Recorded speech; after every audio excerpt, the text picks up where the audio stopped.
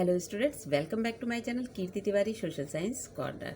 आज मैं आप सबके बीच में एक ऐसा टॉपिक पे डिस्कशन करने वाली हूँ जो आजकल सबके टंग पर है और सब इस पे डिस्कशन कर रहे हैं, सब बहुत हैप्पी हैं। वो है हमारा न्यू एजुकेशन पॉलिसी 2020। इस पे डिस्कशन ये है कि लोगों को डाउट्स हैं कुछ कि इस जो नई एजुकेशन पॉलिसी आ रही है आखिर इसमें है क्या। तो वही मैं आपको बताने आई हूँ, आप सबको कोई भी डाउट नहीं रहेगा, ठीक है, कि इस पॉलिसी में क्या है। तो फर्स्टली हम क्या देखते हैं, सबसे पहले देखते हैं कि ये न्यू एजुकेशन पॉलिसी जो आई है उन सब के लिए, उसके लिए हम सबको क्या है बहुत बहुत मतलब कहना चाहिए बधाइयाँ सभी को, पूरे देश के लोगों को, देशवासियों को, सभी को। और जो हम सैल्यूट करते हैं वो मोदी गवर्नमेंट को करते हैं। मोदी जी ने बहुत अच्छा प्रयास किया, बहुत अच्छा कदम उठाया है जिसका हमें मुद्दतों से इंतज़ार था। उस टॉपिक को उन्होंने आज मतलब एजुकेशन पॉलिसी को चेंज कर दिया।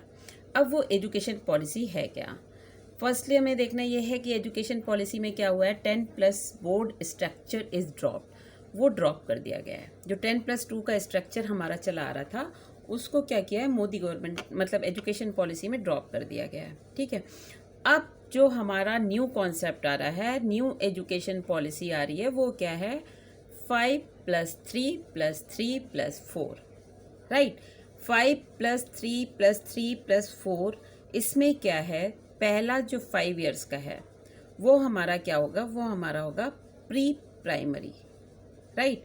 अभी तक हम क्या बोलते थे, मतलब प्री स्कूल्स को हम बोलते थे यूकेजी तक, ठीक है। अब जो हमारा होगा वो हमारा होगा प्री प्राइमरी स्कूल, राइट। और फिर प्राइमरी मतलब 5 इयर्स हो गया, कैसे, नर्सरी, राइट, नर्सरी हुआ, एलकेजी, यूकेजी, फिर फर्स्ट एंड सेकंड, ये जो है ये हमारा आएगा प्री प्राइमरी में।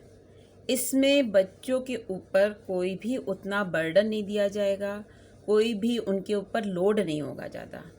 उनको सब चीज़ें जो हैं बेसिक लर्निंग होगी वहाँ पर सेकंड क्लास तक। और जो हमारे गवर्नमेंट स्कूल होते थे क्लास फर्स्ट से होते थे 12th तक के लिए, वो उसमें भी चेंजेस आया है। मैंने क्या बोला, 5+3। अब +3 का कॉन्सेप्ट क्या है, 3rd, 4th एंड 5th, ये हमारा किस में आएगा, ये हमारा आएगा प्राइमरी में, राइट। मतलब 3rd, 4th, 5th जो है अप टू 5 हो जाएगा pre school, and 5, 6, 3rd, 4th, 5th हो जाएगा हमारा प्राइमरी स्कूल। इसमें बच्चों को जैसे सब्जेक्ट्स होते हैं, सारे सब्जेक्ट्स लेने होंगे, उनको पढ़ना होगा, सब करना होगा। और ख़ास बात जो है वो ये है कि 5th क्लास तक के बच्चों को जो एजुकेशन दी जाएगी वो मदर टंग में दी जाएगी, उनकी मदर टंग में। कोई भी मदर टंग है, चाहे आपकी कच्छी हो सकती है और तमिल हो सकती है, कोई भी हो सकती है, या बंगाली हो सकती है, कोई भी आपकी मदर टंग हो सकती है। जो आपकी मदर टंग है आप उसमें 5th क्लास तक के बच्चों को पढ़ाएंगे, ठीक है। और सबसे बड़ी बात यह है कि इंग्लिश जो है वो हमारा एक मतलब एज ए सब्जेक्ट हो गया है, कंपल्शन उसमें नहीं होगा, राइट। फिर जो हमारा आएगा वो हमारा आएगा 6 to 8 +3 बोला ना। देखो 5 का कॉन्सेप्ट क्लियर हो गया, हमारा 5 का कॉन्सेप्ट क्लियर हो गया कि 5 में कौन कौन से क्लासेस आएंगी, ठीक है। Nursery, LKG, UKG, first and second. फिर हमारा आएगा +3 में आएगा हमारा 3rd, 4th एंड 5th। फिर हमारा आएगा +3 अगेन, उसमें आएगा हमारा 6th, 7th एंड 8th, जिसको हम मिडिल बोलेंगे, मिडिल स्कूल, राइट। तो 6th, 7th, 8th में क्या है, बहुत ही अच्छा किया है एजुकेशन पॉलिसी में। जो चेंजेस आए हैं बहुत ही अच्छे हैं रियली। उसमें क्या है, उसमें आपको वोकेशनल एंड स्किल डेवलपमेंट पे काफ़ी जोर दिया जाएगा। वोकेशनल एजुकेशन आपको स्कूल में दी जाएगी और उसमें आपको इंटर्नशिप करनी पड़ेगी। इंटर्नशिप आप ऐसे करेंगे कि आप क्या करोगे कि जैसे आप जहाँ भी रह रहे हैं लोकल एरिया में, जहाँ पे भी आप हैं, वहाँ पे आपको जिस उसके बारे में, सब्जेक्ट के बारे में आपको इंटर्नशिप करनी है वो आप करेंगे। जैसे जस्ट लाइक आपने टेलरिंग का करना है तो आप टेलरिंग, आपके पास में टेलर की शॉप होगी, कोई बुटीक होगा, वहाँ पर आप इसकी इंटर्नशिप कर सकते हैं, प्रैक्टिस कर सकते हैं, ठीक है। इसके भी क्या होते हैं, मार्क्स होते हैं। ये हमारा हुआ 6, 7 एंड 8।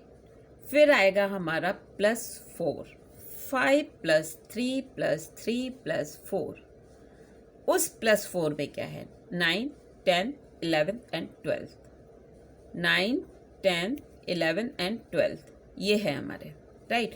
अब 9th क्लास में पहले देखिए क्या होता था, हमें 11th में अपने सब्जेक्ट को चूज़ करना पड़ता था, राइट। अब हमें 9 से सब्जेक्ट चूज़ करने हैं, और सबसे बड़ी जो बात है, सबसे खुशी की बात यह है कि इसमें हमारे सामने कोई भी ऐसा कंपल्शन नहीं होगा कि हमें साइंस लेनी है, हमें ह्यूमैनिटीज़ लेनी है, हमें कॉमर्स लेनी है। हम साइंस का सब्जेक्ट में मेरा इंटरेस्ट है, मान लीजिए, ठीक है, मेरा इंटरेस्ट अगर साइंस में बायो में है, तो बायो के साथ में मुझे क्या है, हिस्ट्री भी अच्छी लग रही है या पॉलिटिकल साइंस भी अच्छी लग रही है, तो मैं वो भी सब्जेक्ट ले सकती हूँ, हिस्ट्री भी ले सकती हूँ, पॉलिटिकल साइंस भी ले सकती हूँ, बायो भी ले सकती हूँ, फिजिक्स भी ले सकती हूँ, म्यूजिक ऑल्सो ले सकती हूँ। एज सच अब कोई भी वो कंपल्शन नहीं है कि आप साइंस के स्टूडेंट हैं तो आप ये सब्जेक्ट नहीं लेंगे, आप ह्यूमैनिटीज़ के हैं तो आप ये नहीं लेंगे।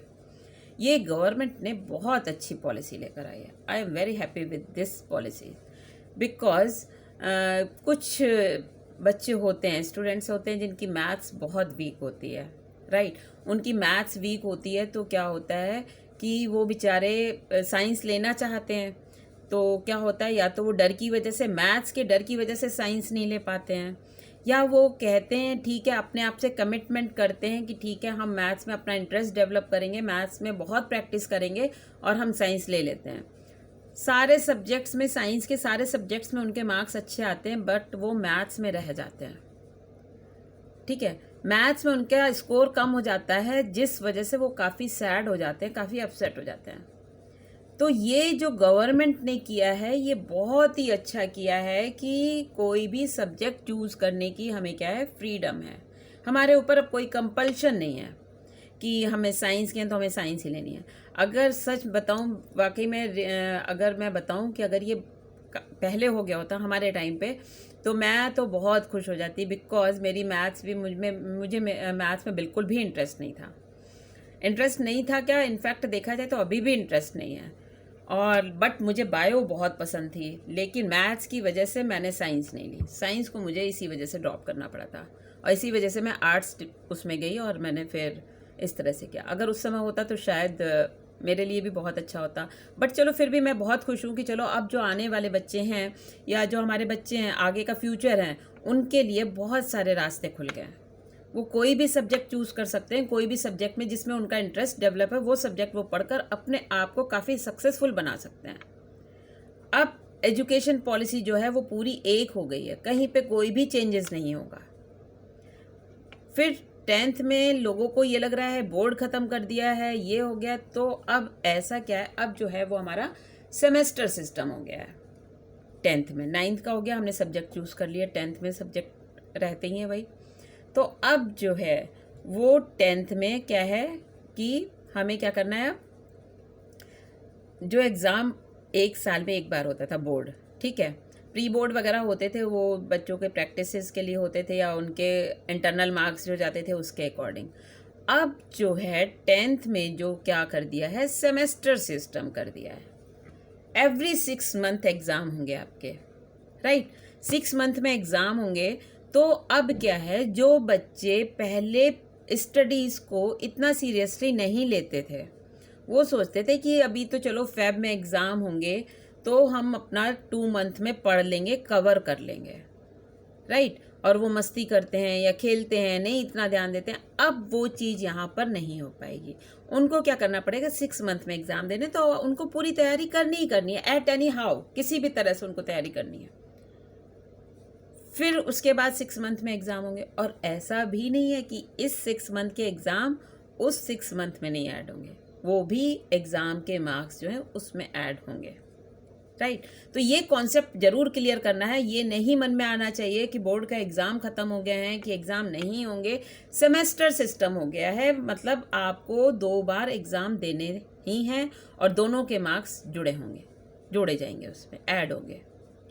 11th सेम रहेगा, फिर 12th में भी वही सेम चीज़ कि आपको क्या करना है, आपको जो है वो क्या करना है, वही सेमेस्टर सिस्टम है, 6 मंथ में एग्ज़ाम देना है। यहाँ तक हमारी हो गई क्या, पूरी स्कूल की, हाई स्कूल तक की एजुकेशन पॉलिसी, राइट। 5+3+3+4 ये कॉन्सेप्ट आपका क्लियर होता है। अब हम बढ़ते हैं हायर एजुकेशन में, उच्च शिक्षा में। उच्च शिक्षा में क्या है, वहाँ पे भी 4 इयर्स का प्रोग्राम है। 4 इयर्स के प्रोग्राम इन द सेंस कि ये है कि उसमें बहुत ही अच्छे ऑप्शंस अवेलेबल हैं कि मतलब अगर मैं सच बताऊं तो मैं बहुत ही मतलब दिल से सरकार को धन्यवाद करती हूं कि उन्होंने इतनी अच्छी पॉलिसी लेकर आए हैं कि अब इंडिया का फ्यूचर जो है वो बहुत ब्राइट है, राइट। उसमें उन्होंने क्या किया है कि जैसे आपने ग्रेजुएशन आप कर रहे हैं, ठीक है, ग्रेजुएशन में आपने फर्स्ट ईयर कर लिया, राइट, फर्स्ट ईयर कर लिया ग्रेजुएशन में आपने। अब आपने क्या करना है, बाई चांस सेकेंड ईयर में क्या हुआ कि आपकी सर्कमस्टेंसेज ऐसी हो गई कि आप नेक्स्ट ईयर मतलब अपनी स्टडी को कंटिन्यू नहीं कर पा रहे हैं, ठीक है, कंटिन्यू नहीं कर पा रहे हैं और आपने उसको छोड़ दिया। अब छोड़ दिया तो पहले क्या होता था कि अगर हम अपनी स्टडीज़ को बीच में छोड़ते थे तो उसके बाद हम उसको कंटिन्यू नहीं कर पाते थे रेगुलर, राइट। तो अब गवर्नमेंट ने जो क्या किया है, गवर्नमेंट ने ये पॉलिसी लेकर आई है कि इसमें क्या है, मल्टीपल एंट्री एंड एग्जिट, आप एंट्री कर सकते हैं कैसे भी और एग्जिट भी हो सकते हैं। तो वही मैंने बताया, जैसे फर्स्ट ईयर आपने किया, फर्स्ट ईयर के बाद क्या हो रहा है कि नेक्स्ट ईयर आपकी सर्कमस्टेंसेज ऐसी नहीं है कि आप अपनी स्टडी को कंटिन्यू कर पाएँ, तो वहाँ पे आपको फर्स्ट ईयर का बेसिक सर्टिफिकेट मिलेगा, ठीक है, वो क्या मिलेगा, बेसिक सर्टिफिकेट मिलेगा। और जब फिर आप उस स्टडी को कंटिन्यू करना चाहते हैं तो क्या होगा, आपने बता दिया कि मैंने भाई इस ईयर में फर्स्ट ईयर पास आउट किया था, उसका सर्टिफिकेट है मेरे पास, तो सेकेंड ईयर में आप वहीं से कंटिन्यू कर सकते हैं, उसमें आपको फिर से फर्स्ट ईयर नहीं करना पड़ेगा, राइट। अब क्या है, फिर उसके बाद सेकेंड ईयर आया, सेकेंड ईयर के बाद या कुछ बच्चे क्या करते हैं, फर्स्ट ईयर कर लिया, सेकेंड ईयर कर लिया, सेकेंड ईयर के बाद आगे नहीं कंटिन्यू कर पाते। बहुत से बच्चे ऐसे होते हैं नहीं कर पाते हैं, सबके घर की सर्कमस्टेंसेज अलग अलग होती हैं, सबका कुछ ना कुछ मतलब ऐसी परिस्थितियां आ जाती हैं कि जिससे बच्चा जो है अपनी मतलब स्टडी को कंटिन्यू नहीं कर पाता है। तो सेकेंड ईयर तक उसने किया, ठीक है, थर्ड ईयर में वो निकल गया वहाँ से। तो जब वो सेकेंड ईयर तक पढ़ रहा है तो वहाँ पे उसको जो है वो डिप्लोमा कोर्स का सर्टिफिकेट मिलेगा। किसका मिलेगा, डिप्लोमा कोर्स का, ठीक है, यहाँ तक क्लियर है। अब इसके बाद आता है हमारा थर्ड ईयर। थर्ड ईयर जब हम कंप्लीट कर लेते हैं तो हमको वहाँ पे डिग्री मिलेगी, किसकी, ग्रेजुएशन लेवल के। उसके बाद आप कंटिन्यू कर रहे हो फोर्थ ईयर में, मतलब पोस्ट ग्रेजुएशन जो है वो हमारा 1 ईयर का है। एमए जो हम कर रहे हैं या एमएससी कर रहे हैं वो हमारी 1 ईयर की होगी। हमने थर्ड ईयर के बाद ही उसको कंटिन्यू कर दिया तो वो हमें मास्टर डिग्री मिलेगी, चाहे हम कुछ भी करें उसमें वो हमें मास्टर डिग्री मिल जाएगी। 1 ईयर का हो गया। तो कोई भी आप मतलब कैसा भी आप कोर्स करें, चाहे आप बीटेक करें, चाहे आप एमए करें, चाहे आप एमएससी करें, उसमें आपको 1 ईयर की, अगर आप उसी में आगे कंटिन्यू कर रहे हैं तो आपको 1 ईयर की क्या मिल जाएगी, मास्टर डिग्री मिल जाएगी। ये तो बात यहाँ तक हो गई, ठीक है, एमए तक हो गया हमारा कि हमें इस तरह से डिग्री मिल रही है। अब क्या होता है कि कुछ टीचिंग डिपार्टमेंट में जाना चाहते हैं, कुछ का ड्रीम होता है कि हमें टीचिंग डिपार्टमेंट में जाना है, तो वो एमए करने के बाद ही तुरंत पीएचडी में अपना एनरोलमेंट करा सकते हैं, पीएचडी कर सकते हैं। जो पहले एमफिल था, अब उस एमफिल की मान्यता को ख़त्म कर दिया गया है, एमफिल करने की अब ज़रूरत नहीं है, ठीक है। अब आप सीधे पीएचडी कर सकते हैं और सीधे क्या कर सकते हैं, सीधे आप फिर टीचिंग डिपार्टमेंट में जा सकते हैं। तो ये चीज़ें जो हैं मतलब क्या है कि ये हमारी एजुकेशन पॉलिसी हमें काफ़ी ऊंचाइयों की तरफ लेके जा रही है।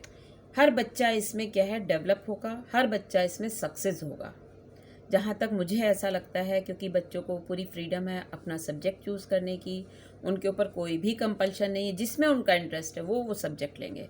और एक चीज़ और है कि अब जो भी कॉलेज लेवल की पढ़ाई है वो सब एक ही मतलब कमांड होगा, जैसे हमारे 4 थे, 3 थे, AICTE और UGC एंड NTC।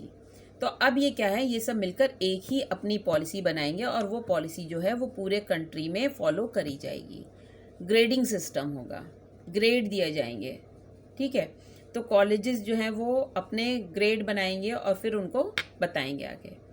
और बीएड भी हमारा क्या है, बीएड जो है अब टीचिंग के लिए अगर आप जा रहे हैं बीएड करना है, तो बीएड अगर आप आफ्टर 12th करेंगे तो 1 साल का रहेगा, ठीक है। और अगर आप उसके बाद करते हैं, ठीक है, तो वो आपको 4 साल का करना पड़ेगा। और ये जो बीएड वाली मान्यता है, ये हमारी जो होगी वो 2030 के बाद से मानी जाएगी कि जिन्होंने 4 साल का किया है उनको लिया जाएगा। 2030 के पहले वाले तो 2 साल तक का मान्य है, और उसके बाद वाले जो है वो 4 साल का माना जाएगा। तो आई थिंक मुझे लगता है कि ये एजुकेशन पॉलिसी जो है बहुत अच्छी है।